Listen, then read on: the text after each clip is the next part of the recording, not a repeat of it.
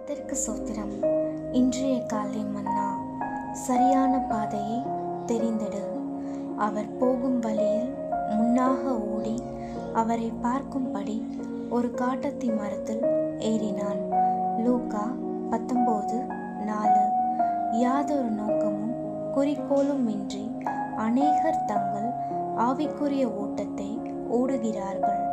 ஆனால் சகேயு கர்த்தராகிய இயேசு நடக்கவிருந்த அதே வழியிலேயே அவருக்கு முன்பாக ஓடினான். அன்பான தேவ பிள்ளையே, நீ இந்த ஆவிக்குரிய ஓட்டத்தில் ஓடிக்கொண்டிருக்கலாம். ஆனால் கர்த்தராகிய இயேசு தெரிந்து கொள்ளும் அந்த பாதையிலேயே நீயும் ஓடுகிறாயா? கர்த்தராகிய இயேசு மகா பரிசுத்தத்திற்கு செல்லும் வழியை, அதாவது சீயோனுக்கும் புதிய எருசலேமுக்கும் செல்லும் வழியையே தெரிந்தெடுத்திருக்கிறார்.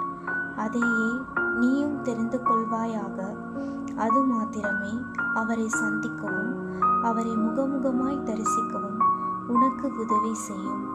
தாம் தெரிந்து கொள்ளும் வழியை உனக்கு காண்பிக்க கர்த்தர் ஆவலாய் இருக்கிறார்.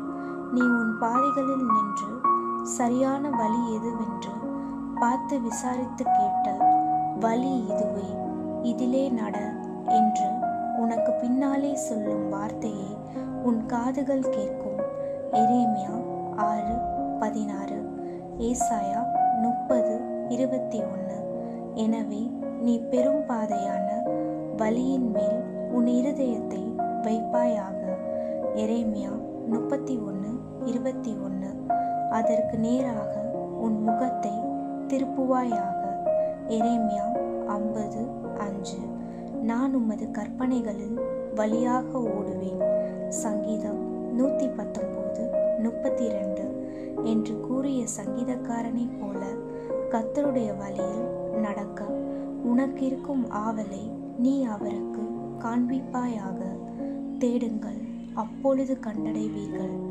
சகேயு என்னும் வார்த்தைக்கு வெண்மை அல்லது தூய்மை என்பது பொருள். எனவே அன்பான வாசகரே, நீர் பரிசுத்தத்தை வாஞ்சிக்காவிட்டால் அவருடைய பாதையில் உம்மால் செல்ல முடியாது. இருதயத்தில் சுத்தமுள்ளவர்கள் பாக்கியவான்கள், அவர்கள் தேவனை தரிசிப்பார்கள். மத்தேயு 5:8.